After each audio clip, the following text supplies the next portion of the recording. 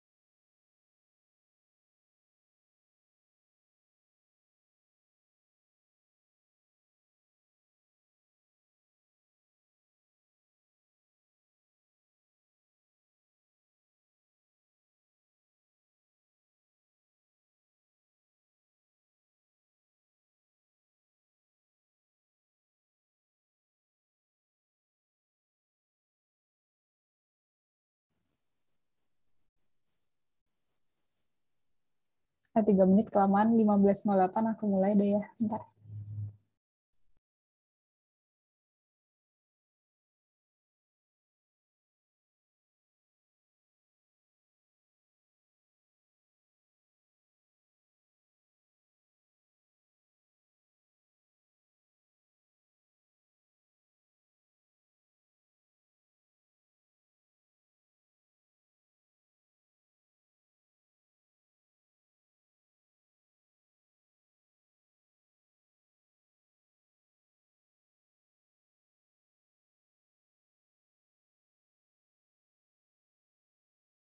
Oke, karena udah 15.08, aku mulai aja tutornya.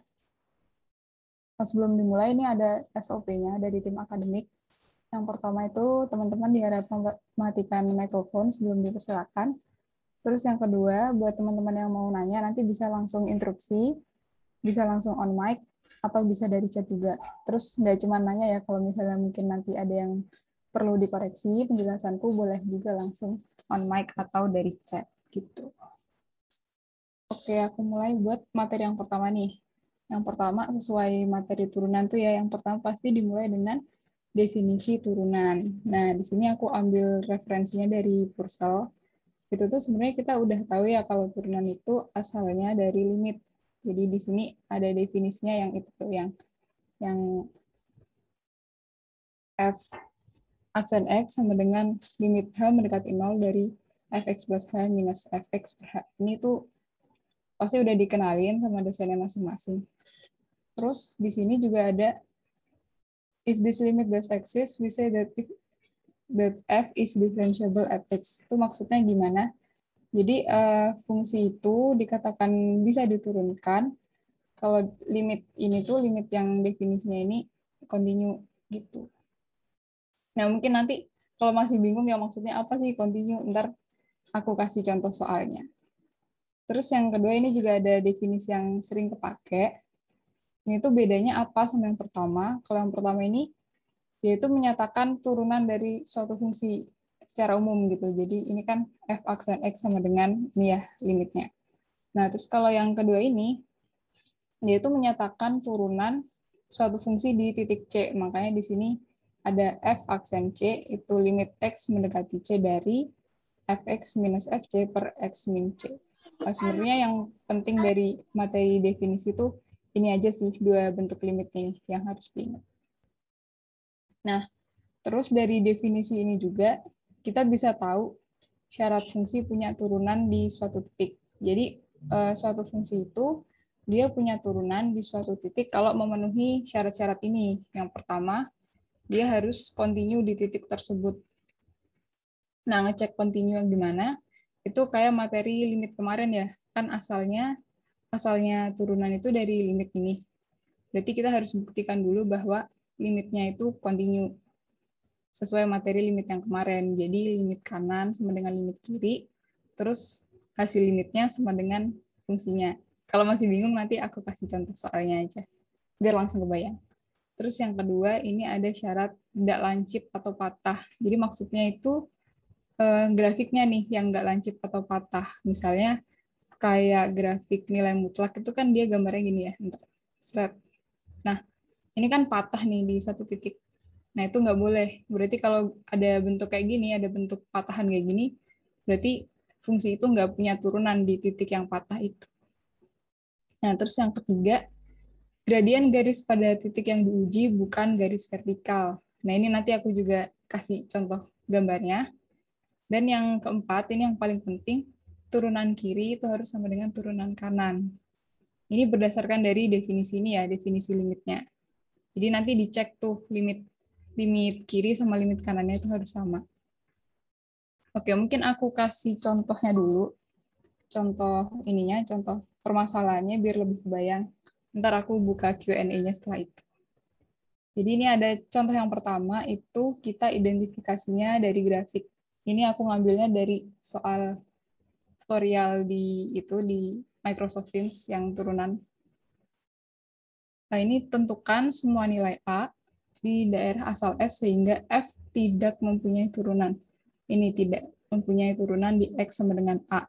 Dengan memeriksa grafik fungsi F yang diberikan di bawah ini. Jelaskan alasannya. Oke, di sini teman-teman bisa cek nih titik-titiknya. Di sini kan ada titik min 2. Ada min 2, ada min 1, ada 0, ada 1, ada 2. Nah, kita cek satu persatu ya. Dari yang paling kiri deh. Di X sama dengan minus 2. Ini kan kita bisa lihat tuh grafiknya, yang di sebelah kiri ini dia mendekati aja tapi nggak motong minus 2 ya. Begitu juga dengan yang di sebelah kanannya. Dia juga mendekati aja tapi nggak motong. Berarti artinya apa tuh? Berarti saat X sama dengan minus 2, dia itu asimtot. Nah, kalau asimtot kan udah jelas tidak kontinu ya, karena ini tuh limitnya, limit kiri sama kanannya sama, tapi pada saat X sama dengan minus 2, dia itu nilainya beda gitu, karena dia asimtot. Jadi di sini, X sama dengan minus 2, itu tidak punya turunan. Jadi alasan utamanya karena itu ya, karena dia garis X sama dengan minus 2-nya itu asimtot. Gitu. Terus, di titik yang X sama dengan minus 1, yang ini. Dia dari sebelah kirinya, itu grafiknya menuju ke 1 ya, menuju ke 1. Sedangkan dari sebelah kanannya, dia menuju ke 2. Nih. Nah, ini udah jelas nggak kontinu ya, karena, bukan nggak kontinu, malah nggak punya limit, karena limit kiri sama limit kanannya beda. Jadi saat X sama dengan minus 1, itu limit kiri tidak sama dengan limit kanan. Ini udah jelas, nggak ada turunannya. Terus sekarang di X sama dengan 0. X sama dengan 0, kita lihat dari sebelah kiri, dia menuju ke Y sama dengan 2, nih, di sini. Terus dari kanan, dia juga menuju ke 2. Berarti limitnya ada ya. Nah, sekarang dia kontinu atau enggaknya, ternyata dia di Y sama dengan 2 ini nyambung ya grafiknya. Jadi karena dia ini nyambung, berarti dia punya turunan di X sama dengan 0. Gitu. Terus juga yang di nih X sama dengan 1 sekarang. Kalau yang X sama dengan 1, ini lihat nih. Waktu X sama dengan 1 itu, kira-kira di sini ya. Ini gradien garis singgungnya ternyata dia garis vertikal. Garis lurus. Sorry, nggak lurus. Tapi ini harusnya lurus, garis vertikal. Nah, tadi aku udah sebutin ya di syarat turunan itu, yang poin C nih. gradien garis pada titik yang diuji bukan garis vertikal. Nah, ini berarti pada saat X sama dengan 1, dia jelas nggak memenuhi karena alasan gradiennya garisnya itu vertikal. Jadi di sini X sama dengan 1 tidak ada turunannya ya, karena gradien garis singgungnya itu berupa garis singgungnya itu berupa garis vertikal.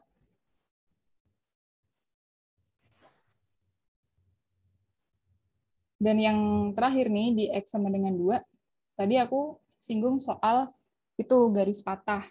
Nah, ini kan kelihatan ya garisnya patah, awalnya dia lengkung terus jadi garis lurus, kan kelihatan kayak patah gitu, set gini. Ada patahannya di sini. Nah, itu berarti dia menunjukkan juga nggak punya turunan. Terus alasan lainnya kenapa kalau grafik yang patah itu nggak punya turunan? Nah, tadi kan syarat punya turunan itu turunan kiri sama dengan turunan kanan. Nah, dari sini kita udah bisa ngecek nih. Yang sebelah kiri kan dia bentuknya lengkung ya. Grafiknya itu bentuknya lengkung. Sedangkan yang sebelah kanan, dia bentuknya linier. Nah, kalau kita turunkan nih satu-satu, yang kiri kan kalau garis lengkung tuh kemungkinan pasti ordenya lebih dari satu ya. Bisa orde 2, bisa orde 3. Nah, kalau diturunkan kan berarti ya anggaplah ini orde 2 gitu ya. X kuadrat tambah sesuatu gitu. Nah, ntar kalau diturunkan kan jadinya dia 2X gitu ya, 2X plus sesuatu. Sementara yang kanan itu dia garisnya linier. Kalau linier kan bentuknya apa AX plus sesuatu gitu. Ntar kalau diturunin kan jadinya tinggal A doang. Jadi konstan. Sedangkan yang ini masih ada variabel X. Itu udah jelas turunannya beda. Jadi kayak gitu. Yang X sama dengan 2 juga gak punya turunan karena itu tadi ya. Grafiknya patah atau turunan kiri tidak sama dengan turunan kanan. Oke, gitu buat soal yang pertama nih teman-teman. Ada yang mau ditanyain dulu nggak ya? Atau mungkin aku kecepatan juga bisa diinterupsi, bilang aja kecepatan gitu.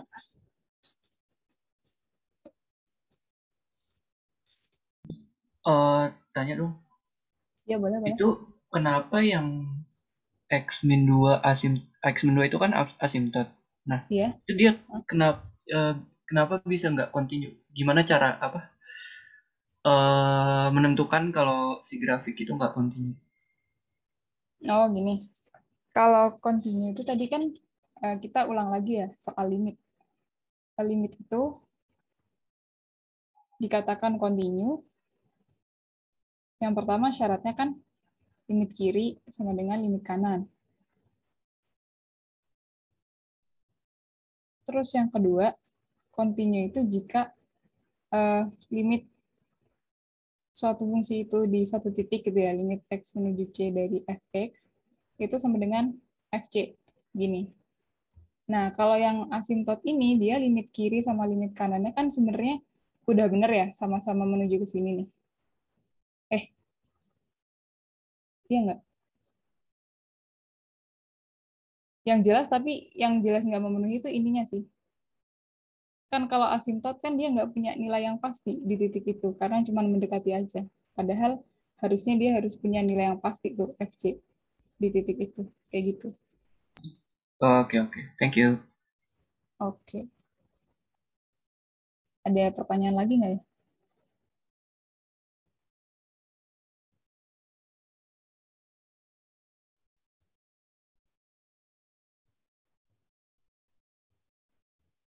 Oke, kalau nggak ada, aku lanjutin ya ke soal berikutnya nih. Masih tentang definisi turunan, tapi yang ngitung sekarang. Ini soalnya tentukan nilai A dan B sedemikian sehingga fx itu ada suatu fungsi yang definisinya kayak gini. Fx itu sama dengan ax plus b jika x-nya kurang dari 0, terus fx sama dengan 2 sin x plus 3 cos x jika x-nya lebih besar sama dengan 0. Itu memiliki turunan di x sama dengan 0.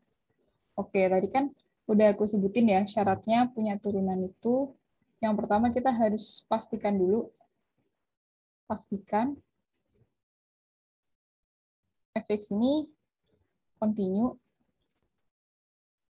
di x sama dengan 0. Nah, cara pastikannya gimana? Maksudnya itu syaratnya apa supaya dia continue di x sama dengan 0? Nah, syarat continue itu tadi ya. Jadi yang pertama, kita harus tinjau dulu limit kiri sama dengan limit kanan. Jadi, limit x menuju 0 dari kiri, dari fx, itu sama dengan limit x menuju 0 dari kanan, ada fx gitu. Nah, sekarang yang sebelah kiri, kalau dari kiri kan ini ya, berarti kita pakai fungsinya yang ax plus b. Karena dia definisinya saat x kurang dari 0, berarti kan x dari kiri. Nah, di sini bisa langsung substitusi aja. Jadi limit x mendekati 0 dari ax plus b. Dan yang ini yang dari kanannya, kita pakai yang bawah nih fungsinya. Limit x menuju 0 dari 2 sin x plus 3 cos x. Nah, ini berarti kita tinggal substitusi aja nih setelah ini. Kan nggak ada bentuk yang membuat dia tidak terdefinisi ya, jadi bisa langsung disubstitusikan aja. Yang sebelah kiri jadinya tinggal b, karena ax-nya tadi 0. Terus kalau yang sebelah kanan, 2 sin x kan, sin x-nya ini 0 ya. Terus cos x-nya, cos 0 itu 1. Berarti di sini kita dapat b sama dengan 3. Oke, dari kekontinuannya itu kita dapat b sama dengan 3. Nah, yang kedua, kita harus cek juga bahwa turunan kiri itu sama dengan turunan kanan.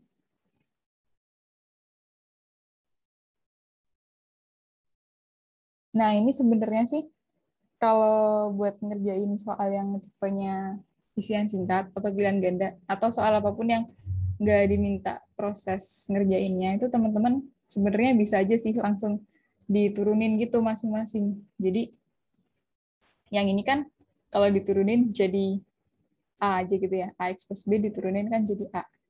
Terus yang 2 sin X plus 3 cos X kalau diturunin jadi 2 cos X minus 3 sin X. Terus nanti substitusikan X sama dengan 0. Itu sebenarnya boleh sih kalau misalnya pilihan ganda atau isian singkat. Tapi kalau misalnya itu soal uraian, teman-teman harus tulis definisi ini, definisi turunannya yang pakai limit itu. Jadi ini aku tuliskan aja yang cara benernya, yang pakai turunan, yang pakai definisi turunan. Jadi itu limit menuju 0 dari, ya aku tulis definisinya dulu ya, kanan kiri.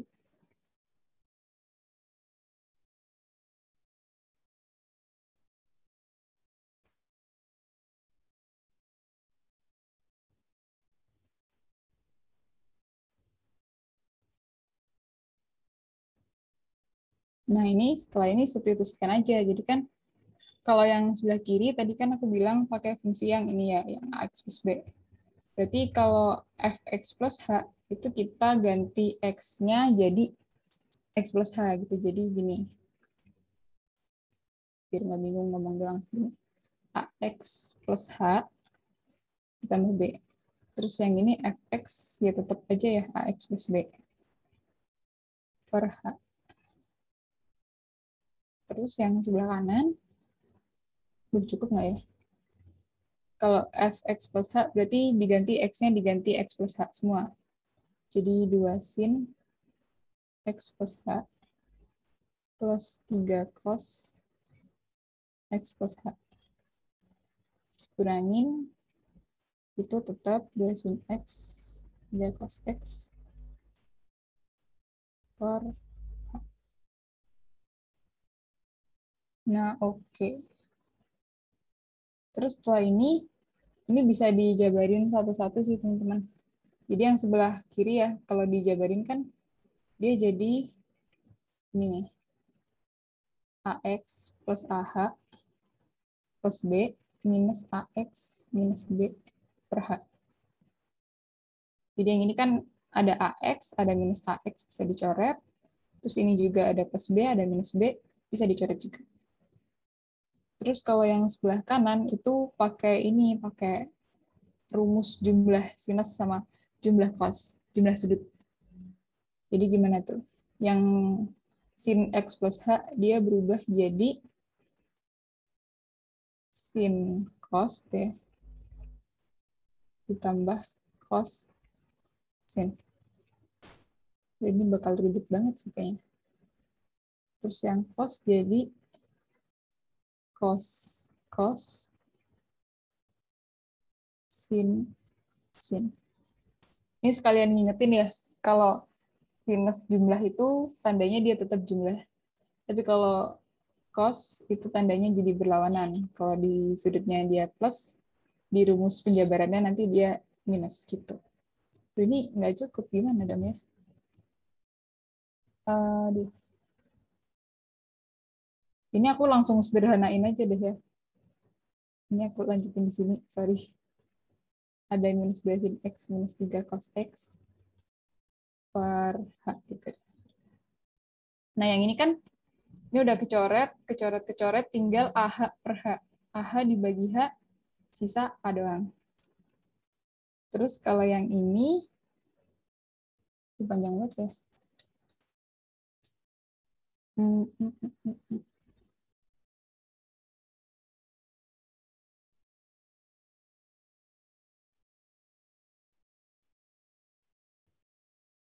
Dijabarin aja dulu deh. Cos H 2 cos X sin H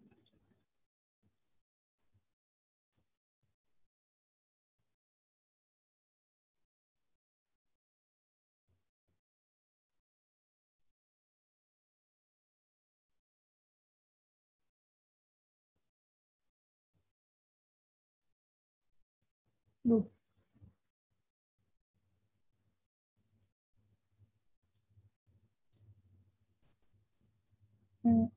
Terus gimana nih?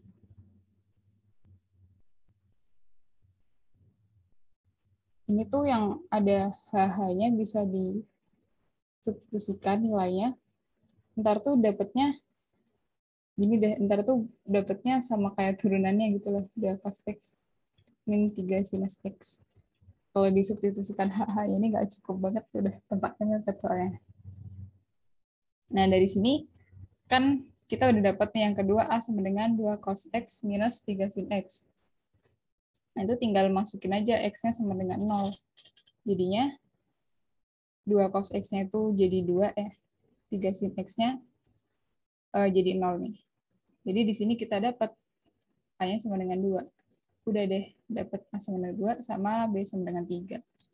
Gitu, teman-teman. Ini sebenarnya agak kurang penting sih yang limit ini. Kalau ujiannya pilihan ganda sama isian singkat, langsung aja nggak apa-apa, langsung diturunin biasa. Gitu. Buat yang ini ada yang ditanyain dulu nggak ya?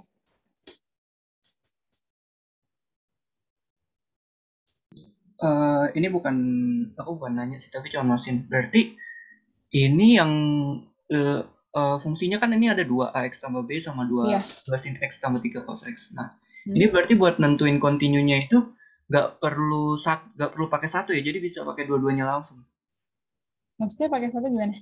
Jadi kan ini kan memastikan fx kontinu di X sama dengan 0.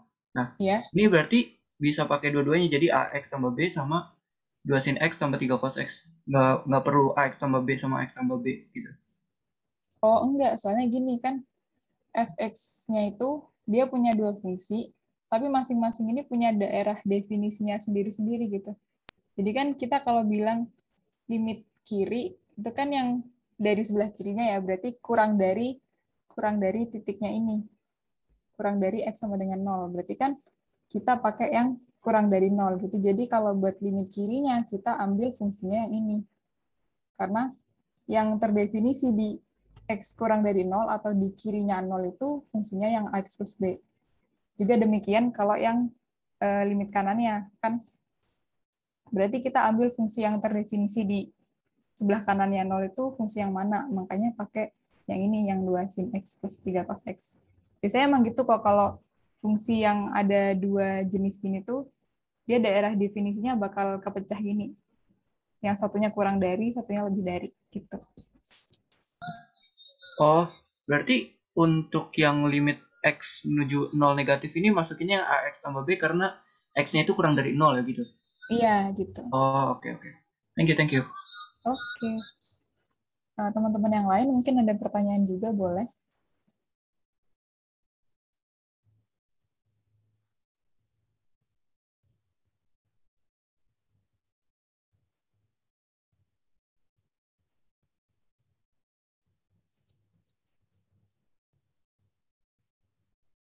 Oh, ini mungkin ada yang penasaran ya sama penjabaran ini. Sebenarnya gini sih, ini kan disubstitusikan hanya.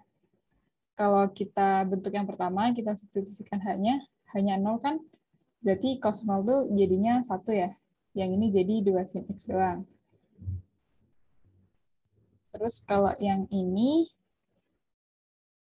kan ada sin H nih. Sin H hanya itu kan 0.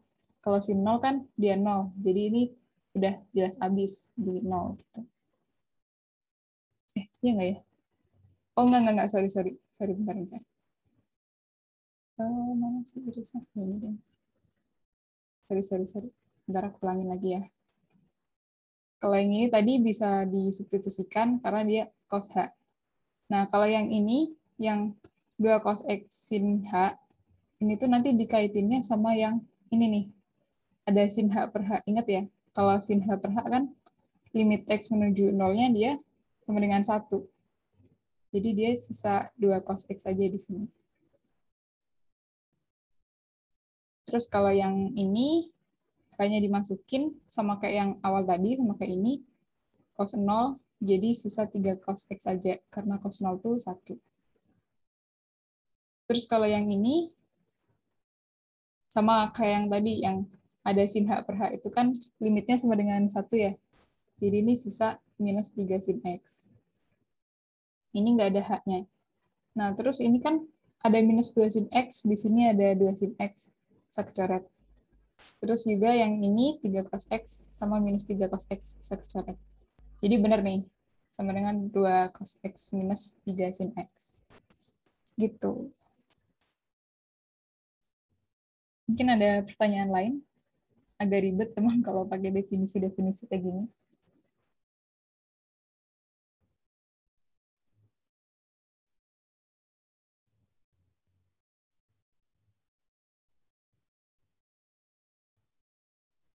Oke, kalau nggak ada, aku lanjutin ya ke berikutnya. Yang berikutnya ini ada tentang aturan turunan. Ini pasti udah pada tahu dari SMA, juga aku yakin sama dosennya juga udah di-review. Kalau tentang aturan pangkat, ini udah pasti udah hafal semua. Yang ini pangkatnya jadi koefisien, terus pangkatnya berkurang 1 gitu. Terus kalau yang lain-lain, jumlah, hasil kali, hasil bagi, itu menurutku udah pada tahu sih ya, aturan-aturan ini. Mungkin langsung aja ke contohnya. Ini aku juga contoh ambil dari soal tutor. Jika F2 sama dengan 5, F turunan 2 sama dengan 3, dan sebagainya itu. Dan ada juga fungsi baru, Hx itu sama dengan X kuadrat plus 1 dikali Gx per Fx. Ini gini ya. Nulisnya biar enak aja bacanya. X kuadrat plus 1 Gx per Fx. Gini. Maka hitung turunan berikut. Oke, buat yang A, B, C, D ini di skip aja nggak apa-apa kali ya. Soalnya yang A, B, C, D kan teman-teman tinggal masukin aturan turunan yang tadi. Berarti yang A itu kalau jumlah, dia ya udah jadi turunan F saat X sama dengan 2 ditambah turunan G saat X sama dengan 2. 2. Tinggal masukin tuh berapa. Yang B juga gitu, tapi jadinya pengurangan. Yang C ini ya, kalau perkalian tuh teman-teman biasanya ngingetnya apa? Yang gini, U aksen V ditambah UV aksen gitu. Atau ada juga yang ngingetnya turun tidak ditambah tidak turun gitu. Jadi berarti kalau sesuai konsep ini, ya udah tinggal turunan F dikali G ditambah F dikali turunan G. Ini tinggal masuk-masukin aja, udah diketahui semua. Yang D juga gitu, yang D itu ya pakai yang pembagian. Biasanya gimana tuh niatnya? Yang U aksen V minus UV aksen per V kuadrat gitu ya. Yaudah ini juga sama, tinggal dimasukin aja. Udah bisa lah pasti. Per G bener ya? G2 kuadrat. Nah, sekarang yang E sama F mungkin yang lebih menarik ya. Kalau yang E itu bentuk fungsinya dia pecahan juga, cuman yang G-nya kuadrat. Jadi itu bentuk fungsinya gini. Ada G kuadrat X, nanti kita masukin X sama dengan 2 per Fx. Nah, ini sebenarnya sama aja sih kayak rumus yang pembagian itu pakai yang U aksen V min UV aksen per V kuadrat. Nah, cuma teman-teman kalau misalnya nanti itu ada uraian, teman-teman jangan langsung gini ya, jangan langsung tulis bahwa turunan itu sama dengan U aksen V min UV aksen per V kuadrat. Jangan gitu. Jadi, mendingan sebelum nulis kayak gini, itu bagusnya dikasih pemisalan dulu, biar jelas apa sih U itu, V itu apa, gitu kan. Kan nggak jelas tuh kalau misalnya langsung tiba-tiba ada variabel U dan V. Jadi bisa ditulis aja, misal U itu sama dengan G kuadrat X, terus V itu sama dengan Fx. Nah, baru deh boleh pakai yang U aksen V min UV aksen per V kuadrat. Nah, ini tinggal dimasukin aja. U aksen kan U-nya G kuadrat X nih ya. Berarti kalau turunannya dia jadi 2GX. Jadi ini jadi 2GX kali Fx dikurangin U aja tetap G kuadrat X. Ini V-nya F aksen berarti. F aksen X per Fx kuadrat. Nah, ini ntar tinggal masukin aja X sama dengan 2 nilai-nilainya sesuai yang di soal. Nah, sekarang yang bagian F, itu fungsi yang baru tadi ya, fungsi H. H-nya tadi kita tahu Hx itu sama dengan X kuadrat plus 1 dikali Gx per Fx. Nah, ini masih sama lagi sih sebenarnya, sama lagi kayak yang cuman ini di bagian pembilangnya dia itu berupa perkalian. Jadi teman-teman buat ngitung turunan pembilangnya itu udah ada proses sendiri ya. Jadi aku misalin lagi. Misal U itu sama dengan X kuadrat plus 1 GX. Nah, ini sekalian aja diturunin sebelum ngerjain ke rumus yang kayak gini. Jadi buat turunannya, itu pakai aturan perkalian kayak yang ini ya. Jadi X kuadrat plus 1 diturunin, jadinya 2X. GX-nya tetap. Terus sekarang X kuadrat plus 1-nya tetap. GX-nya yang turun. GX gitu. Ntar tinggal masukin aja tuh ke yang U aksen V minus UV aksen per V kuadrat tadi ya. Jadi U aksennya masuk ini, dikali V-nya Fx, ya udah tinggal disubstitusiin aja kalau udah dapet. Pokoknya kalau ada soal yang gini nih, kalau bisa dijabarin dulu yang awalnya yang di pembilangnya. Soalnya kalau misalnya kita langsung gini, bakalan bingung ini, yang ini perkalian ini turunan dari yang mana, bingung kan? Jadi mending dibuat turunannya aja dulu yang pembilangnya. Gitu. Ntar tinggal disubstitusikan aja. Oke, buat soal yang ini, ada yang mau ditanyain dulu nggak? Sebelum dilanjutin.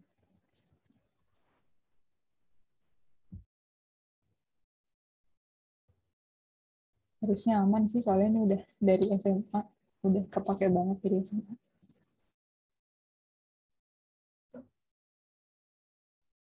Oke, nggak ada kali ya, aku lanjut aja. kode flat kosong. Bentar. Nah, ini lanjutannya tentang turunan fungsi trigonometri. Ini juga udah pernah sih pas SMA. Jadi sebenarnya kalau turunan fungsi trigonometri itu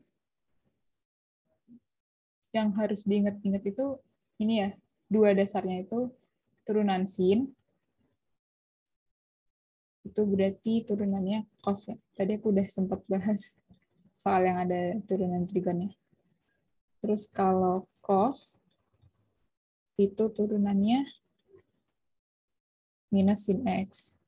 Nah, ini sih sebenarnya yang harus diingat dari turunan fungsi trigonometri. Soalnya kalau yang lain-lain, kalau yang tan x, kotangan x, secant x, kosekan x, itu juga mereka kan asalnya dari sini semua nih. Kan kita tahu ya kalau sin x itu sama dengan sin x per cos x. Nanti bisa dijabarin lagi pakai yang U aksen V dan sebagainya itu tadi.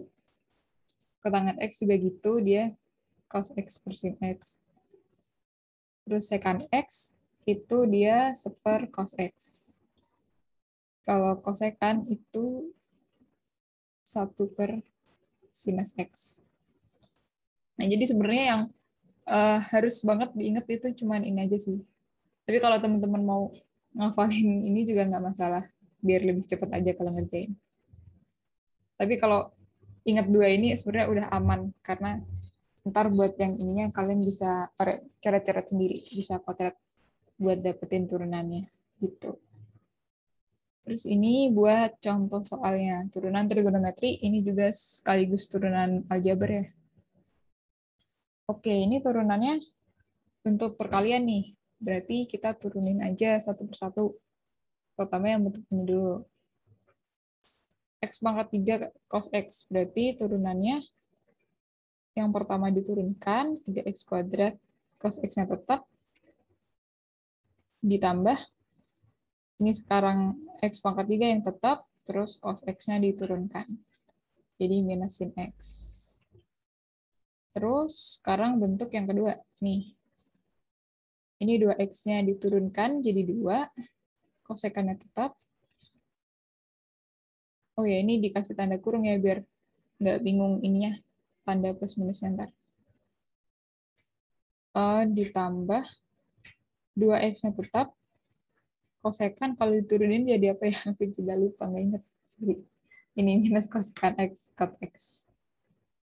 Minus kosekan X, kotangan X. Oke, ini bisa ini ya dibebaskan dulu tanda-tandanya yang tadinya dikurung-kurung. Ini jadi tetap 3x kuadrat cos x. Yang ini jadi minus x pangkat 3 sinus x. Terus yang ini jadi minus 2 kosekan x. Yang ini di sini ada minus, di sini juga ada minus, berarti dia jadi plus. 2x kosekan x dikali kotangan x. Nah, ini kira-kira ada yang bisa dikeluarin nggak ya? Nah, ininya aja kali ya yang ini. Yang ini tetap, atau boleh dikeluarin x-nya deh. X kuadrat gitu. 3 cos x min x sin x ini ya.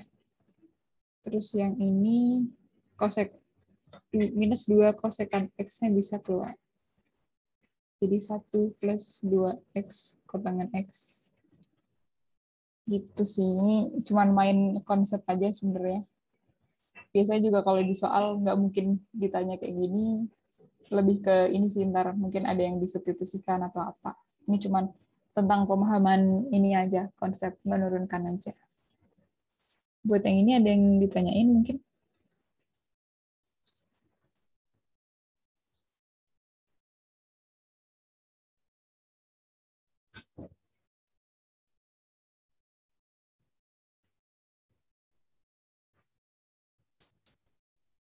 Oke, masih aman kali ya kalau yang ini. Aku lanjut aja ke aturan rantai. Aturan rantai itu sebenarnya tujuannya buat nurunin fungsi-fungsi yang kayak pangkatnya gede gitu. Misalnya Ini ya, misalnya kita punya fx 3x plus 5 pangkat 12. Ini kan kita nggak mungkin mau jabarin dia sampai pangkat 12 gitu ya. Jadi ini bisa kerjain pakai aturan rantai. Sebenarnya aturan rantai itu intinya turunin dari yang paling luar terus ke dalamnya gitu sih kalau aku pahamnya. Ini kan ada 3x plus 5 pangkat 12. Nah ini kita turunin dulu dari yang paling luar. Paling luarnya kan ada pangkat 12 nih. Sesuai konsep yang tadi, 12-nya jadi koefisien. Terus ini tetap 3x plus 5. Nah pangkatnya berkurang 1. Nah setelah itu kita kalikan dengan turunan yang lebih di dalamnya gitu. Kan ini turunan dari 3x plus 5-nya sama dengan 3. Nah, jadi kita dapat 36 3x plus 5 pangkat 11. Nah, kayak gitu sih sebenarnya. Intinya itu buat menurunkan fungsi-fungsi yang nggak mungkin kita jabarkan gitu. Ini mungkin masih cukup jelas ya, aku lanjutin aja dulu. Nah, ini ada contoh soalnya. Ada gabungan dari trigonometri dan juga ada aljabarnya nih di dalamnya. Didefinisikan fx sama dengan sin pangkat 5 dari 2x kuadrat plus 3x, tentukan turunan dari fx. Nah, ini sesuai aku tadi bilang ya, turunannya itu pokoknya yang paling luar dulu diturunkan, berarti paling luar ini ada pangkat 5. Jadi pangkat 5-nya turun, terus pangkatnya berkurang 1, jadi 4. Nah, ini masih tetap dulu sudutnya. X kuadrat plus 3x. Nah, sekarang lebih ke dalamnya lagi. Dalamnya lagi ternyata ini tuh fungsinya trigonometri ya, ada sinus. Nah, berarti kita turunkan tuh sinusnya. Jadi turunannya cos ya. Cos sudutnya tetap. Nah, sekarang lebih dalamnya lagi ternyata sudutnya berbentuk ini fungsi kuadrat. Jadi kita turunkan lagi nih sudutnya. Jadinya apa tuh? Jadinya 4x plus 3. Nah, oke, biar nggak rancu ya ini. Ini kan yang 2x kuadrat plus 3 ini nyatu sama cos ya. Jadi jangan sampai ini nanti dikalikan sama teman-teman. Jadi buat biar nggak rancu, yang ini aku pindahin ke depan aja. Biar nggak tubrukan gitu sama sudutnya. Sinus pangkat 4, 2x kuadrat plus 3x, cos 2x kuadrat plus 3x. Nah, gini sih. Jadi kalau ada fungsi yang cukup kompleks gitu, intinya turuninnya dari luar terus makin ke dalam gitu. Ntar dikalikan semuanya turunannya. Gimana buat materi ini turunan rantai, ada yang mau ditanyain dulu? Atau udah oke semua? Aku mau tanya dong. Itu Boleh, boleh. eh, aku paham yang apa yang sin 5 dan sin pangkat 5 itu kan harus diturunin ke cos. Nah, Nah, tapi aku masih kurang paham kenapa yang apa sudutnya juga harus diturunin. iya sebenarnya itu kan gini ya. eh Fungsi ini tuh sebenarnya komposisi gitu loh. Gimana ya ngomong? Ini tuh komposisi dari 3 fungsi. Jadi yang pertama, aku punya suatu fungsi fx itu sama dengan x pangkat 5. Terus aku juga punya gx itu sama dengan sin x. Yang ketiga itu aku punya fungsinya 2x kuadrat plus 3x.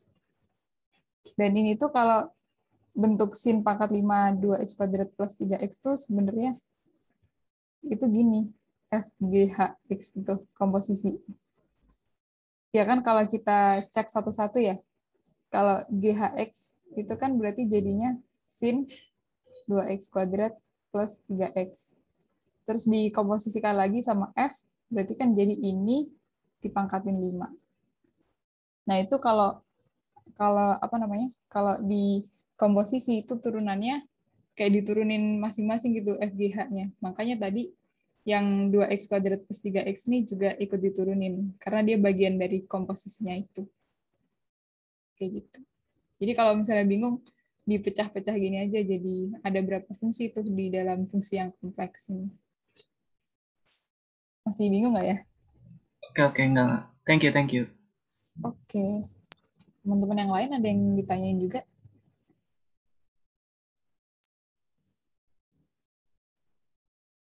Ini jangan F kali ya, ini terpancu sama yang ini.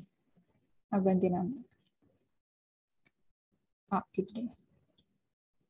Jadi kalau ada fungsi yang kompleks tuh, kalau misalnya bingung ya bisa dipecah jadi 3 gini, atau enggak, kalau aku sih biasanya langsung aja dari yang paling luar terus ke dalam gitu.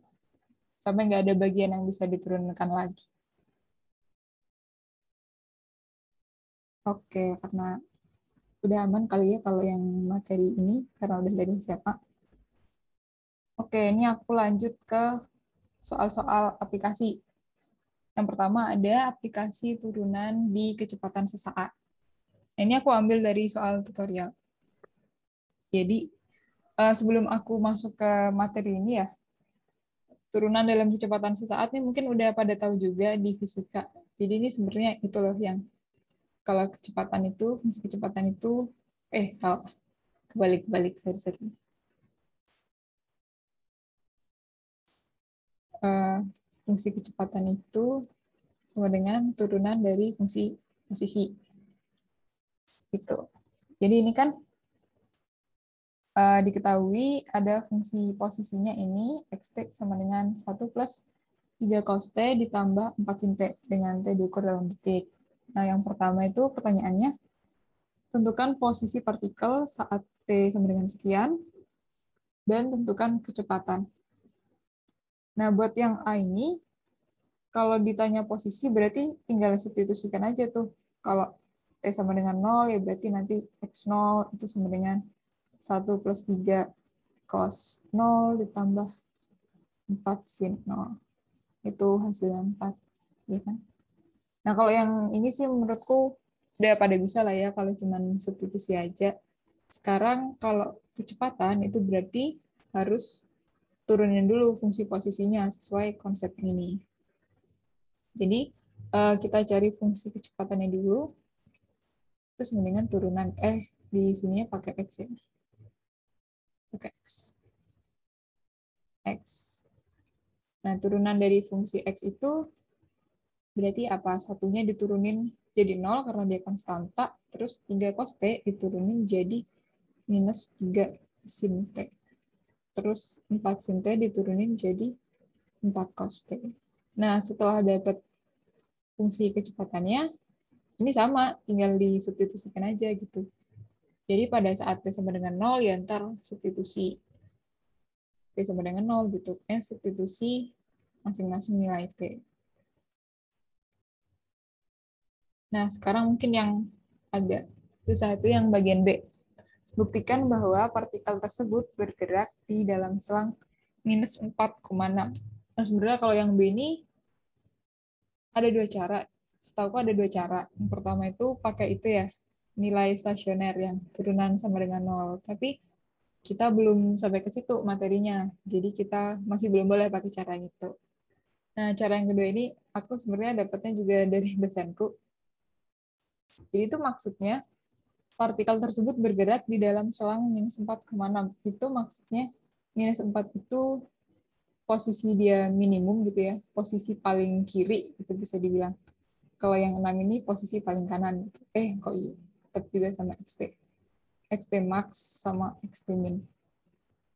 Jadi intinya itu kita disuruh buktiin kalau nilai minimumnya dari fungsi xt itu sama dengan minus 4, dan nilai maksimumnya dari fungsi xt itu sama dengan 6. Nah, itu gimana cara buktiinnya?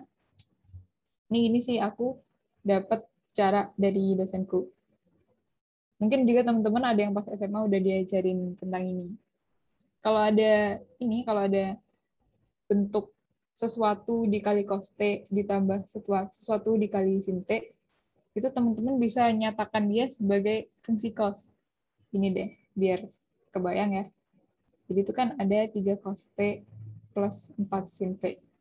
Sementara kita abaikan dulu satunya. Kita hitung akhir-akhir aja. Nah, Ini tuh bisa kita nyatakan sebagai sesuatu dikalikan cos dari T dikurangi suatu sudut. Ini tuh kayak apa ya? Kayak bentuk bentuk lain gitu loh. Jadi kalau ada sesuatu dikalikan cos ditambah sesuatu dikalikan sin, itu dia bisa dinyatakan juga sebagai sesuatu dikali cos di sudut ini. Sudut T dikurangi suatu sudut gitu lah. Biar lebih kebayang ya. Ini deh. Ini tuh ada syaratnya kalau R itu bilangan positif. Nah, sekarang kita tahu kan kalau cos T minus theta itu kita bisa jabarin kayak yang aku tadi sebutin ya. Berarti kalau cos sudutnya dikurangin, jadinya cos cos gitu. Terus tandanya berlawanan. Jadi plus sin sin. Ini ya.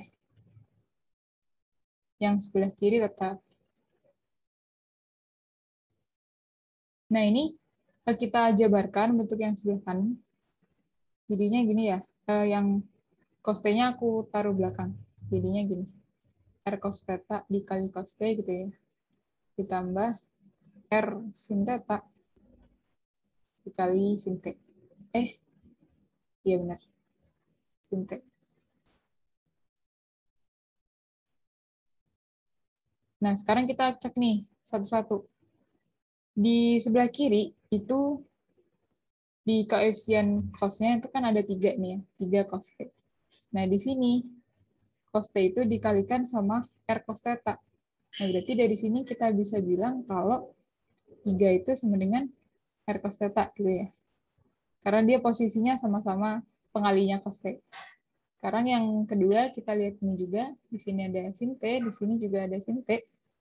Nah, berarti kita bisa bilang kalau 4 itu sama dengan R sinus theta. Gitu. Nah, sekarang kalau kita mau cari R-nya, teman-teman pasti masih ingat kan sama ini ya, identitas trigonometri yang sin kuadrat theta ditambah cos kuadrat theta itu sama dengan 1. Nah, untuk memunculkan bentuk ini, kita kuadratin aja nih, yang ini. Jadi 9 sama dengan R kuadrat cos kuadrat theta. Yang ini juga kalau dikuadratin, jadi 16 sama dengan R kuadrat sin kuadrat theta. Nah, ini kalau dijumlahin, dia jadi 25 R kuadrat. Nah, sin kuadrat theta ditambah cos kuadrat theta kan sesuai identitas trigonometri dia hasilnya 1. Jadi udah nih, kita dapat 25 itu sama dengan R kuadrat. Berarti karena tadi aku udah bilang kalau R-nya itu bilangan positif, berarti di sini kita punya R itu sama dengan 5. Nah, ini kita kembaliin lagi. Kita dapat R sama dengan 5 ya. Kita kembaliin lagi ke sini nih.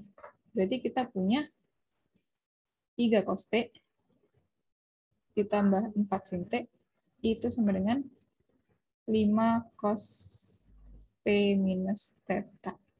Nah, ini sebenarnya tetanya nggak penting, sudutnya nggak penting, karena kita cuma mau cari batas-batas minimum sama maksimumnya aja. Nah, kita kan juga udah tahu kalau fungsi cos itu dia punya nilai minimum sama dengan minus 1, kalau maksimumnya itu sama dengan 1. Sesuai grafik cos ya, osilasi grafik cos. Gitu. Ini yang di sini kan dia 1, di sini minus 1.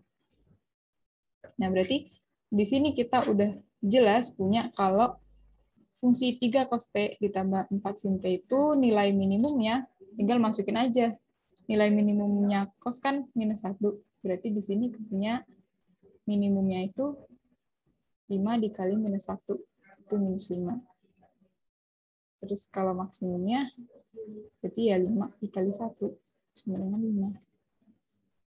Nah, tadi kan di fungsinya itu ada 1 tambah gitu ya. Berarti kan kalau kita jumlahin masing-masing, min 5 ditambah 1 itu sama dengan 4, 5 tambah 1 juga sama dengan 6. Jadi terbukti nih yang ini.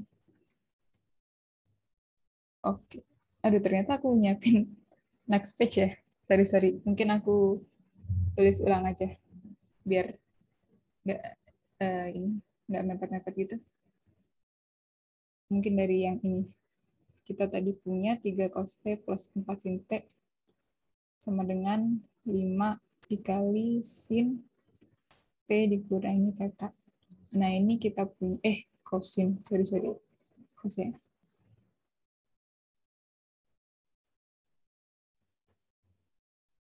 Nah, ini kita punya kalau cos itu nilai minimumnya min 1, maksimumnya 1. Berarti di sini kita punya nilai minimumnya itu 3 cos T plus 4 sin T. Minimum gitu ya. Minimumnya itu sama dengan 5 dikali minus 1. Itu minus 5. Terus kalau yang maksimumnya,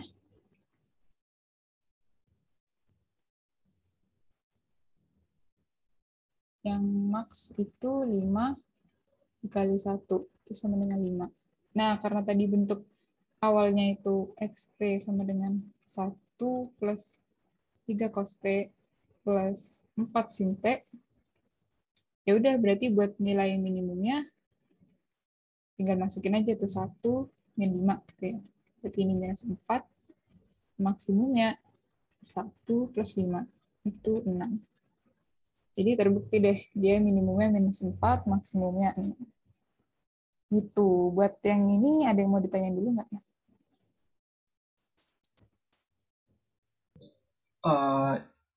Izin nanya dong. Boleh, Aku boleh. masih kurang paham itu R cos T min tetanya dapat dari Dapat dari mana gitu ya? iya. Itu sebenarnya aku sendiri juga ini sih, maksudnya kalau dari mananya itu aku juga belum bisa jawab secara jelas. Cuman itu kayak bentuk ekivalen aja gitu. Kalau kata dosenku itu kayak kita bisa ngakalin bentuk 3 cos T plus 4 sin T itu biar jadi satu fungsi trigonometri aja. Jadi kan jelas tuh ya kalau misalnya satu fungsi trigonometri kan kita bisa punya nilai minimum sama maksimumnya. Kalau misalnya masih ada dua fungsi trigonometri kan kita kayak harus ninjau dua-duanya gitu. Kapan dua-duanya ini bisa menghasilkan nilai yang maksimum. Jadi kalau asalnya dari mana aku juga masih belum tahu. Cuman ini salah satu tools aja yang bisa dipakai kalau ada untuk penjumlahan sesuatu cos T ditambah sesuatu sin T itu kamu bisa ubah jadi itu untuk fungsi cosnya. Gitu Oh, sih. oke oke. Thank you. Oke. Ada yang mau nanya lagi nggak? Aku juga baru tahu sih sebenarnya kalau yang R cos ini juga baru tahu pas kuliah kemarin. Kayaknya dulu pas SMA juga pernah, cuman nggak terlalu dibahas banget pas SMA juga jarang dipakai. Tapi ini membantu banget sih kalau misalnya ada bentuk-bentuk fungsi kayak gini. Jadi bisa diingat-ingat kalau penjumlahan cos sama sin tuh bisa diubah jadi gini. Jadi satu fungsi trigonometri aja. Gitu. Ada yang ditanya lagi nggak ya kira-kira?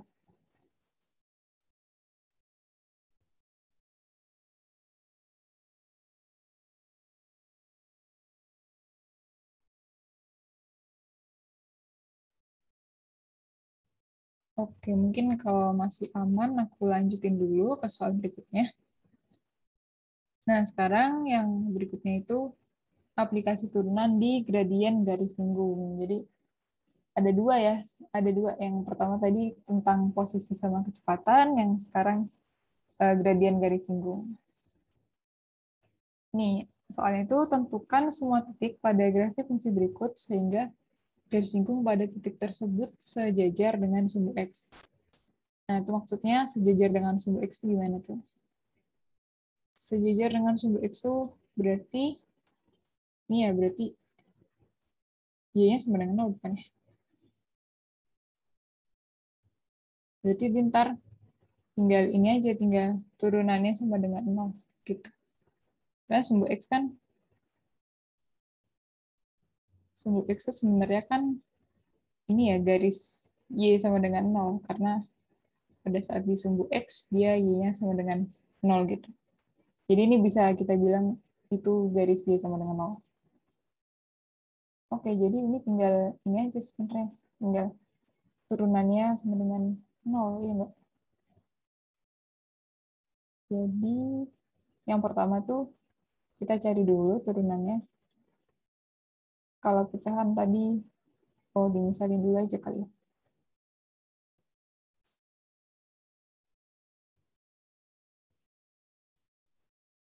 Oke, buat yang pertama, misalin dulu U itu sama dengan X, V itu sama dengan X kuadrat plus 1. Berarti dia turunannya U aksen V, U, V aksen V kuadrat. Nah, ini tinggal di substitusi aja. Berarti ini 1, terus ini X kuadrat plus 1. Ini teman-teman udah pasti udah bisa ya buat nurunin, udah lancar lah pastinya.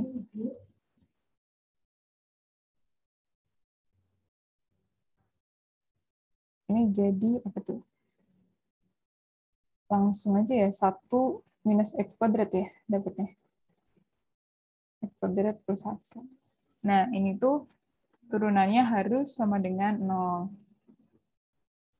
Nah, harus sama dengan 0. Berarti kalau ada pecahan sama dengan 0 itu tinggal ini aja, tinggal pembilangnya aja sama dengan 0. Karena kan 0 dibagi berapapun kan hasilnya bakalan 0. Jadi tinggal hitung aja nih 1 minus X kuadrat sama dengan 0. Berarti kita dapat X-nya plus minus 1 ya. Terus kalau yang B itu tinggal turunin biasa, turunan trigonometri. Berarti turunannya, kalau sin X turunannya jadi cos X.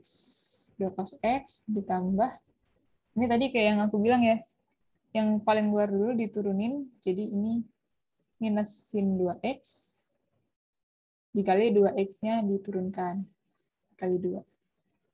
Jadi ini 2 cos X minus 2 sin 2X. Ini tuh sama dengan 0. Nah, ini bentuk sin 2X tuh bisa dijabarin lagi ya, teman-teman. Jadi, gimana tuh? 2 cos X minus 2 sin 2X itu bisa dijabarin lagi. Jadi, 2 sin X dikali cos X.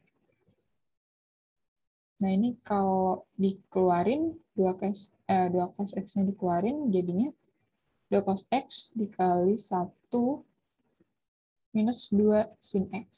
Gini ya. Oke, berarti kalau sama dengan 0, bakalan ada dua solusi. Yang pertama itu cos X-nya sama dengan 0. Yang kedua, 1 minus 2 sin X-nya sama dengan 0. Berarti ini sin X-nya sama dengan setengah. Gitu. Ini nggak ada range-nya ya, nggak ada range nilai X-nya. Berarti kalau gini, tinggal ini aja. Kalau cos X sama dengan 0, berarti penyelesaiannya itu X sama dengan berapa ya? X sama dengan pi per 2 ya. Pi per 2 ditambah 2pi dikali K gitu. Kalau ini sih masalah penyelesaian trigonometri biasa pakai pas SMA itu. Ini ya kalau cos X bentuknya. Kan soalnya cos 90 kan sama dengan 0 tuh. Cos 90 sama dengan 0, cos pi per 2 sama dengan 0. Nah, terus kalau cos itu kan dia ber apa namanya? Berulang setiap 2pi, makanya ini ditambah 2pi dikali sesuatu. Terus kalau yang sin X, ya udah berarti sin X sama dengan setengah itu saat X-nya berapa tuh? Pi per 6 ya. Ya udah ini ntar pi per 6 ditambah 2pi dikali K. Terus solusi keduanya yang itu, yang pi minus pi per 6 ditambah 2pi kali K. Buat materi ini mungkin bisa ngulang lagi tentang trigonometrinya ya. Ini bukan bagian dari turunan sih sebenarnya. Menyelesaikan persamaan trigonometri itu materi pas SMA. Itu sih. Jadi intinya sebenarnya buat soal yang ini tuh cuman mau cari solusi turunan sama dengan 0 aja gitu. Oke, ada yang mau ditanya dulu buat soal yang ini?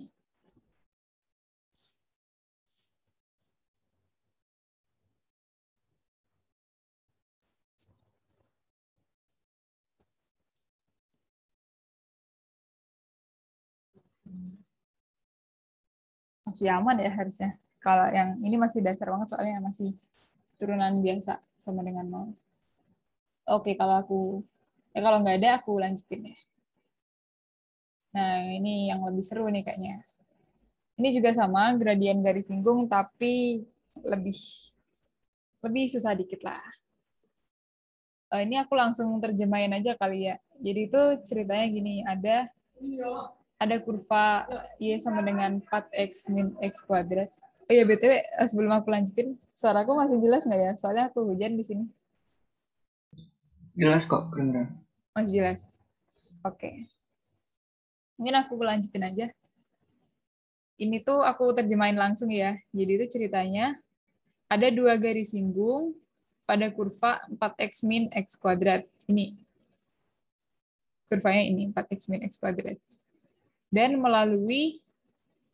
Dan dua garis singgung itu memotong di titik 2.5 ini di sini. Berpotongan dia. Terus find the equations of both of them. Oke. Jadi itu ada fungsi 4x min x kuadrat, terus ini garis singgungnya ada 2, dan kita cuma tahu bahwa titik potong dari dua garis singgung itu sama dengan 2,5. Dan kita disuruh cari persamaan garis masing-masing dari garis singgung ini. Garis singgung yang pertama ini sama garis singgung yang kedua. Nah, gimana tuh caranya? Jadi gini nih. Kan tadi aku udah sempat singgung ya kalau gradien garis singgung itu sama dengan turunan dari fungsinya, dari kurvanya gitu. Dan X itu titik singgungnya.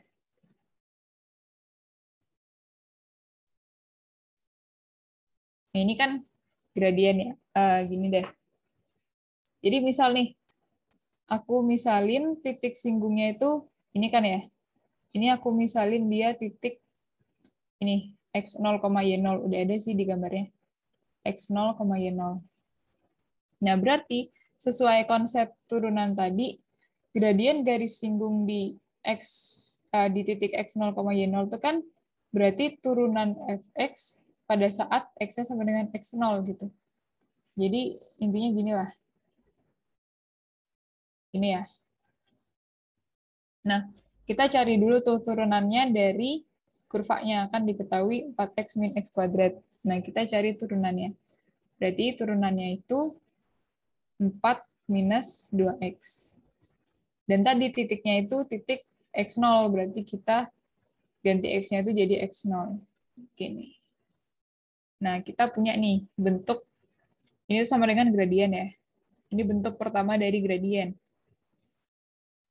Nah, sekarang yang kedua, kita juga tahu ya, kalau misalnya ada dua titik di satu garis itu, kita juga bisa cari gradiennya ya. Bisa cari gradien dari garis ini. Caranya yang itu, yang gradien sama dengan delta Y per delta X, yang kayak gitu. Yang materi persamaan garis biasa. Ini kan Y2 min Y1 per X2 min X1 gitu ya. Nah, ini aku ambil Y2-nya itu yang ini yang angka, berarti 5 dikurangi Y0 gitu ya. 5 dikurangi Y0 per 2 dikurangin X0. Nah, ini kan masih ada bentuk Y ya. Sementara kita di bentuk yang pertama, kita cuma ada X0 aja.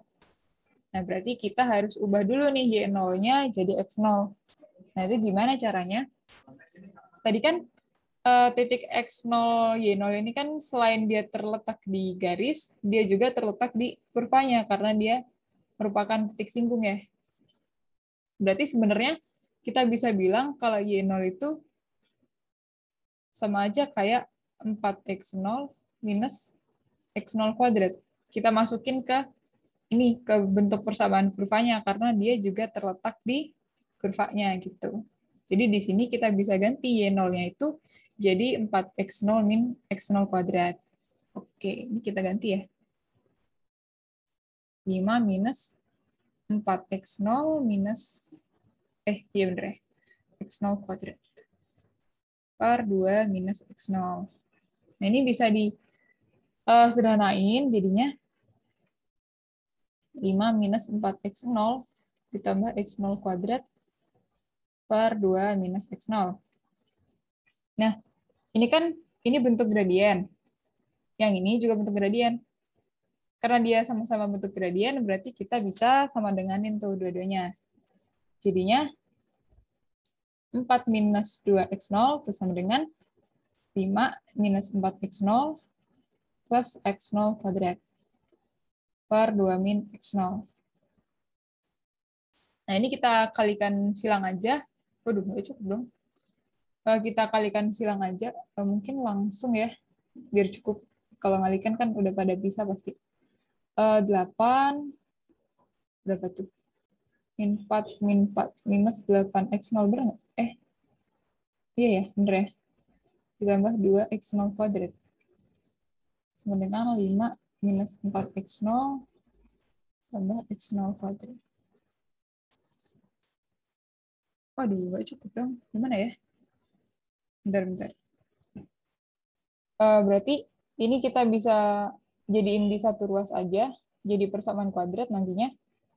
Jadi x0 kuadrat minus 4x0 ditambah 3 sama dengan 0. Nah, ini kalau difaktorin dia jadi x0 min 1, x0 min 3. Ini ya, sama dengan 0. Berarti kita punya x0 yang sama dengan 1, terus juga x0 yang sama dengan 3. Nah, ini kenapa dapat ada 2?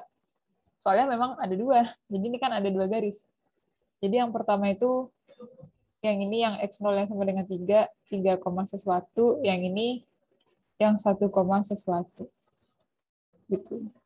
Nah, sebelum aku lanjutin, ada yang mau ditanyain dulu nggak? Nanti aku keburu jauh, ternyata masih ada yang belum jelas.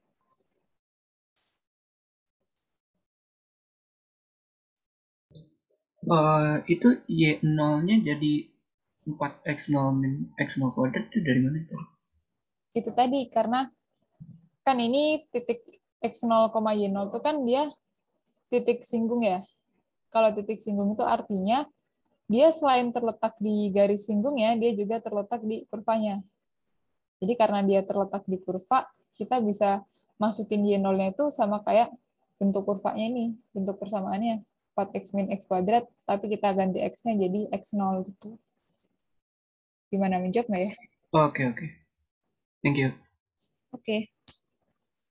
Ada pertanyaan lain mungkin?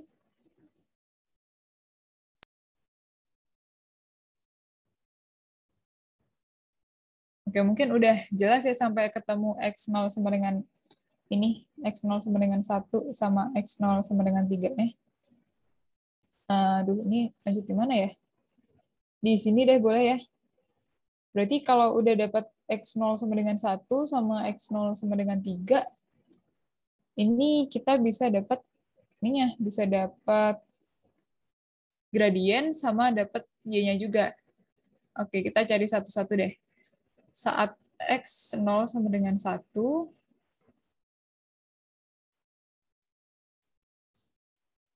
ini lanjutannya.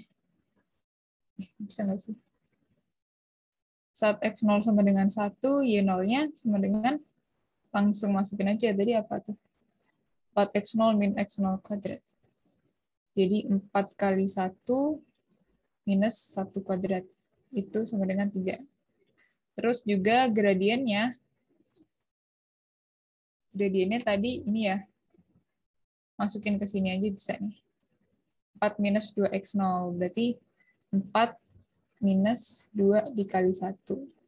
Itu sama dengan 2. Nah, berarti untuk persamaan garisnya bisa pakai yang ini nih. Yang y min y sesuatu dikali gradien x min x sesuatu. Nah, ini tinggal masukin aja. Y minus Y0-nya kita dapat 3, terus gradiennya 2, X minus 1. Ini ntar kalau disederhanain jadinya apa tuh? Y sama dengan, double dong.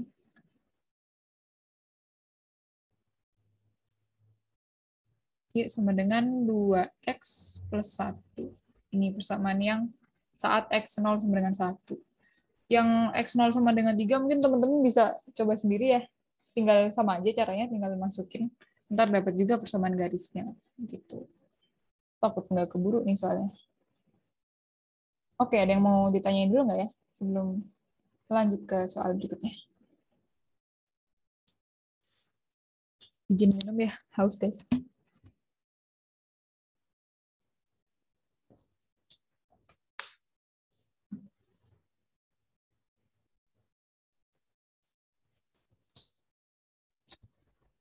Oke, masih aman buat yang ini ya. Aku lanjutin deh ke soal yang berikutnya. Ini masih sama aja materi tentang turunan di gradien, aplikasi turunan dalam gradien garis singgung. Ini langsung terjemahannya aja kali ya.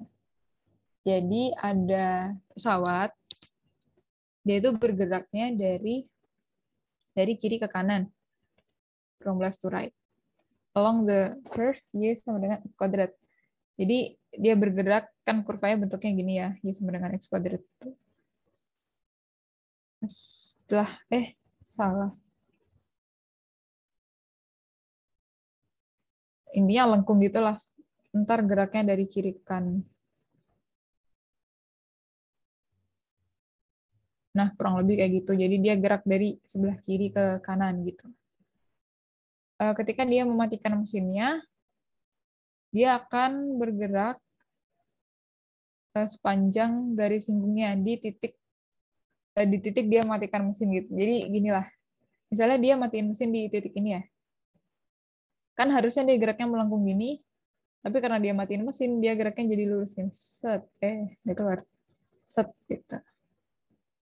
Nah, pertanyaannya itu kapan di titik mana dia harus matiin mesin supaya dia bisa mencapai titik 4,15. Jadi ini tuh berapa biar ketika dia jalan lurus gini dia bisa motong suatu titik 4,15. Gitu. Nah, ini sebenarnya caranya masih sama sih kayak yang tadi. Jadi kan gradien itu bisa dicari dengan dua cara. Yang pertama dari turunan fungsinya, yang kedua dari itu yang dari dua titik itu. Jadi ini mungkin aku misalin lagi ya, ini X0, Y0 kayak yang tadi. Berarti buat gradiennya, kalau dari konsep turunan itu kita punya 2X0. Gitu ya.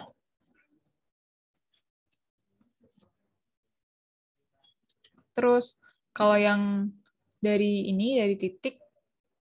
dua titik itu gradiennya pakai yang delta Y per delta X. Nah, itu tadi 15 min Y0 per 4 min X0. Nah, ini Y0-nya masih sama kayak cara yang tadi, karena dia juga terletak di kurva, kita bisa ganti Y0-nya sebagai fungsi kurvanya itu. Jadi ini 15 min X0 kuadrat per 4 minus X0. Gini. Nah, ya udah tinggal sama denganin aja. Karena ini sama-sama gradien, ini juga gradien, jadinya 2X0 sama dengan 15 min X0 kuadrat per 4 minus X0. Ini kalikan biasa ya, dapatnya 8X0 minus 2X0 kuadrat, itu sama dengan 15 minus X0 kuadrat. Nah, ini jadinya, kalau kita pindah ke kanan semua, jadi X0 kuadrat minus 8X0 plus 15. Nah, ini kita dapat ada 0 itu sama dengan X0 minus 3 dikali X0 minus 5. Nah, ini ada dua solusi ya. Tapi di sini kita cuma butuh satu nih sebenarnya. Karena nggak mungkin ya kan, ini sebenarnya ada dua gitu. Ceritanya sebenarnya gini. Tapi kan kalau misalnya di sini, dia nggak motong di 4,15. Yang ditanya itu yang mana yang dia akan motong 4,15. Nah, yang mana gitu ya? Kan tadi dia bilang tuh di soalnya, kalau dia gerak itu dari sebelah kiri ke sebelah kanan. Nah, otomatis titik 4,15 itu pasti terletak di sebelah kanannya titik awalnya dia.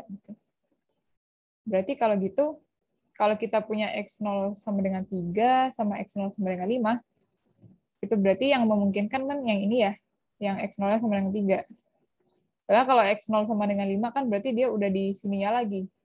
Salah dong, ntar geraknya jadinya dari kanan ke kiri, bukan dari kiri ke kanan. Makanya kita ambil yang X0-nya itu sama dengan 3. Gitu. Nah, ini pertanyaannya, at what point should she shut off the engines? Ya, berarti di titik X0-nya sama dengan 3, nah kita tinggal cari ini Y0-nya aja. Berarti Y0-nya itu sama dengan X0 kuadrat ya. Itu sama dengan 3 kuadrat atau 9.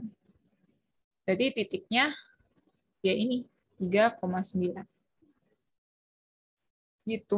Buat caranya tuh sama aja sih kayak yang tadi. Cuman ini lebih ke analisis tentang alur soalnya aja. Kita nentuin yang mana yang jadi solusinya gitu.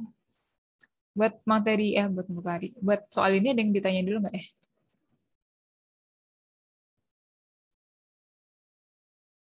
Sama aja sih soalnya caranya sama yang tadi. Jadi kalau paham yang tadi harusnya yang ini juga paham sih. Pokoknya ikutin aja gitu alur alur ceritanya kalau ngerjain.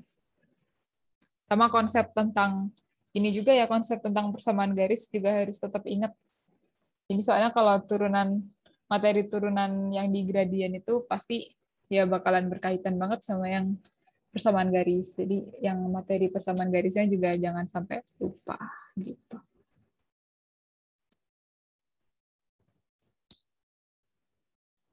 Oke, kalau nggak ada pertanyaan buat soal ini, aku lanjutin ya ke materi berikutnya. Nah, ini udah materi terakhir yang aku bahas buat tubai kali ini. Itu tentang turunan implisit. Nah, sebenarnya apa sih turunan implisit tuh ya? Ini aku nggak kasih penjelasan, aku langsung kasih contohnya. Jadi, buat teman-teman yang mungkin belum dijelasin sama dosennya, turunan implisit itu simpelnya begini nih. Kalau kita biasanya kan kalau nurunin suatu persamaan gitu kan, kita udah punya persamaan Y sama dengan apa gitu dalam bentuk X. Dalam bentuk X misalnya Y sama dengan X pangkat 5 minus 3X pangkat 4 tambah 1. Kan ini persamaan tuh yang ruas sebelah kirinya udah bentuk Y aja, Y sama dengan, terus ini bentuk X gitu ya. Nah, sekarang kalau turunan implisit itu fungsinya buat nurunin fungsi-fungsi yang dia itu susah gitu mau kita jadiin dalam bentuk Y sama dengan. Jadi kayak misalnya ini ya, ada persamaan Y pangkat 3 ditambah 7Y sama dengan X pangkat 3. Ini kan kita susah mau bikin dia jadi Y sama dengan sesuatu gitu. Nah, biar kita nggak perlu pusing-pusing bikin kita ubah fungsinya jadi Y sama dengan sesuatu, kita bisa turunin langsung. Namanya itu pakai cara turunan implisit. Gitu. Nah, gimana tuh caranya turunan implisit? Sebenarnya ini aja sih aku langsung ke ini aja ya, langsung ke contoh ngerjainnya. Jadi kan di fungsi awalnya itu ada Y pangkat 3 plus 7Y sama dengan X pangkat 3. Nah ini tuh kedua ruas kita turunin terhadap X dua-duanya. Jadi yang kiri diturunin terhadap X, yang kanan juga diturunin terhadap X. Nah, tapi kan kalau misalnya fungsinya Y itu kan gimana gitu ya turunan dalam bentuk X-nya. Nah itu sebenarnya nuruninnya mirip-mirip aja kayak turunan biasa. Jadi kan ini ada Y pangkat 3 itu diturunin biasa, jadi 3Y kuadrat gitu ya, kayak turunan biasa. Tapi dia dikalikan sama DY per DX. Jadi itu sebenarnya itu bagian dari chain rule gitu loh. Yang kayak aku tadi bilang, turunkan dulu yang paling luar, terus turunin dalamnya. Ini kan luarnya itu kan yang bentuk perpangkatan dari Y-nya, Y pangkat 3. Y pangkat 3 diturunin jadi 3Y kuadrat. Terus karena Y ini bukan variabel X, dia harus ditulis juga bentuk turunan dari Y-nya itu. Dan itu kan yang sebenarnya kita cari itu kan turunan dari Y-nya. Makanya kita tulis dia DY per DX, DY DX ini. Terus juga yang ini 7Y, berarti kan turunan dari 7Y sendiri kan tinggal 7 doang ya. Karena satunya pindah ke depan terus jadi pangkat 0 gitu, jadi 7 doang. Sekarang Y-nya juga jadi DY DX gitu. Kalau yang turunan X pangkat 3 biasa sih, jadi 3x kuadrat. Nah, sekarang karena ini ada bentuk dx, di sini juga ada dx, bisa dikeluarin. Jadinya dx sama dengan, dx dikali 3y kuadrat plus 7, ini dikeluarin, itu sama dengan 3x kuadrat. Nah, ini kita pindah ruas ke sebelah kanan, dia jadinya dx sama dengan 3x kuadrat per 3y kuadrat plus 7. Nah, gitu teman-teman, ada yang mau ditanyain dulu nggak tentang prosedurnya dulu sebelum aku masuk ke contoh soalnya. Pokoknya intinya kalau yang X kan turunan biasa, udah turunan biasa. Kalau yang Y itu diturunin dulu kayak turunan biasa, tapi nanti dikaliin dy dx gitu. Jadi yang kayak tadi ya Y pangkat 3, bentuk turunan umumnya kan 3y kuadrat, terus dikaliin dy dx gitu. Ada yang mau ditanya dulu nggak ya soal ininya? Prosedurnya dulu.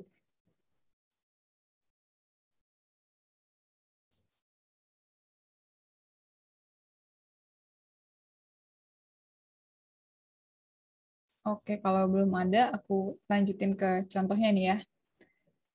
Ini ada contoh soal materi turunan implisit. Itu tentukan gradien garis singgung pada kurva x pangkat 3y ditambah xy pangkat 3 sama dengan 30 di titik 3,1. Berarti kalau menentukan gradien sesuai cara yang tadi ya, diturunin dulu. Nah, berhubung ini juga fungsinya yang implisit, kita berarti turunannya pakai turunan implisit. Nah, ini aku tulis ulang aja dulu kurvanya, persamaan kurvanya. Y pangkat 3 sama dengan 30. Nah, ini kan diturunin dulu ya, diturunin, kita tulis kalau dia diturunin terhadap X. Jadi gini, ditambah dx y pangkat 3 dx itu sama dengan d30 per dx. Oke. Nah, sekarang ternyata di satu bentuknya ini, yaitu bentuknya perkalian tuh, x pangkat 3y, yang ini juga x dikali y pangkat 3, kan perkalian ya. Nah, berarti kalau gitu, kita turunin dulu masing-masing bentuknya sesuai dengan itu aturan turunan perkalian. Mungkin satu-satu aja ya, biar nggak bingung nih. Aku mulai dari yang dx pangkat 3y per dx. Aku ganti warna biar nggak bingung. Nah, kalau bentuk perkalian kan tadi pakai itu ya, yang gini deh, yang U aksen V ditambah UV aksen gitu ya turunannya. Nah, berarti kalau ini turunannya dia jadi turunan X pangkat 3. Berarti turunannya 3X kuadrat. Nah, terus V berarti Y ini nggak diturunin ya, dia tetap. Nah, sekarang ditambah U, U-nya itu X pangkat 3, dikali V aksennya, itu turunan dari Y. Tadi kan turunan dari Y, jadi kalau dy per dx tuh, ya udah tetap dy dx aja, soalnya Y kalau diturunin dia jadinya 1. Terus Y-nya sendiri diturunin dy dx. Jadi kan sama aja gini, 1 dikali dy dx gitu. Jadi ini x pangkat 3 dy dx. Oke, ini buat yang bentuk pertama nih, yang ini. Sekarang yang bentuk kedua. Bentuk kedua caranya sama aja sih. Bentuk kedua berarti langsung aja ya pakai yang itu U aksen V tambah UV aksen. Berarti turunan dari X. Turunan dari X-nya. Udah berubah ya. X-nya itu turunannya jadi 1. Terus Y pangkat 3 tetap Y pangkat 3. Ditambah X-nya tetap. Nah, sekarang turunan dari Y pangkat 3. Turunan dari Y pangkat 3. Itu tadi udah sempat ya di contoh sebelumnya. dx. Nah, ini berarti turunan biasa dulu, dia jadi 3Y kuadrat, terus dikali dy dx, turunan dari Y-nya itu sendiri. Nah, ini jadinya X dikali 3Y kuadrat dy dx. Nah, ini tadi kalau ini konstanta diturunkan, ya dia hasilnya 0. Oke, nah sekarang kita bisa kumpulin tuh yang ada dy dx-nya di satu ruas, yang nggak ada dy dx-nya kita juga jadiin satu ruas. Bentar ganti aja warnanya, balik lagi. Nah, mungkin yang kiri yang ada dy dx-nya ya, berarti x pangkat 3 dy dx ditambah, ini gimana nulisnya? 3xy gitu ya. 3xy kuadrat dy dx. Nah, yang sebelah kiri yang nggak ada dy dx-nya, berarti 3x kuadrat y, kalau kita pindah ke kiri jadi 3x kuadrat y. Minus 3x kuadrat y. Terus yang ini juga kalau kita pindah ke kiri, dia jadi minus y pangkat 3. Nah, terus ini dy dx-nya bisa dikeluarin. Jadi x pangkat 3 plus 3x y kuadrat. Itu sama dengan minus 3x kuadrat y pangkat 3. Nah, berarti dy dx-nya tinggal bagi aja tuh, pindah ruas. Min y pangkat 3 per x pangkat 3 ditambah 3xy kuadrat. Oke, nah berarti di sini tadi udah diketahui ya titiknya itu 3,1. Berarti tinggal substitusi aja. Masukin 3,1-nya itu. Berarti gradiennya sama dengan minus 3, ini 3 kuadrat 1, minus 1 pangkat 3 per berapa tuh? 3 pangkat 3 ditambah 3 kali 3 kali 1 kuadrat. Jadinya berapa ya? Minus 27, minus 28, bener nggak nih hitungnya? Minus 28 per 36. Ih, jelek gradiennya. Ada yang salah gitu nggak ya? 27 tambah 9, 36. 27 minus 27 minus 1 minus 28 per 36. Ini bisa sederhana jadi minus 7 per 9. Oke, udah dapat gradiennya. Gitu teman-teman. Buat yang ini contoh soal turunan implisit, ada yang ditanyain nggak ya? Sebenarnya kalau turunan implisit kuncinya sabar aja nuruninnya. Dan yang ditanyain juga nggak bakalan jauh-jauh dari gradien garis singgung atau mungkin nanti persamaan garis singgung. Pokoknya yang kaitannya sama garis singgung aja deh biasanya. Kalau turunan implisit itu.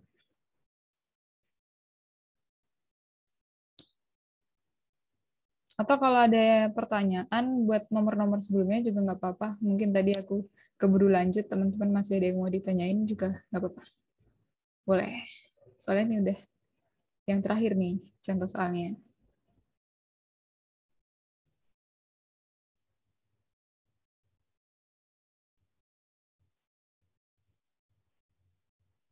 Oke, aman kali ya. Ini udah contoh soal terakhir. Nah, ini udah slide yang terakhir. Makasih banyak teman-teman yang udah ikutin tubaynya sampai jam segini, sampai penjelasan yang terakhir. Aku mohon maaf kalau misalnya dari penjelasan tadi mungkin ada yang masih kurang jelas atau ada penjelasan yang salah, aku mohon maaf. Jangan lupa nanti juga isi eval yang dikasih sama tim akademik. Oke deh, semangat semuanya. Aku kembaliin ke tim akademik.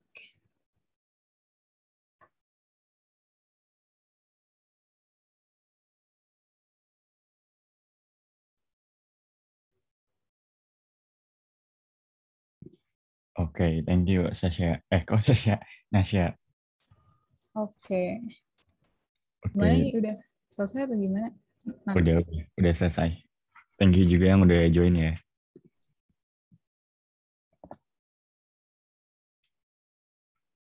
oke, karena udah selesai, ntar tinggal isi ini aja teman-teman, tinggal isi link feedbacknya. Boleh, kalau mau live udah boleh live. Makasih banyak.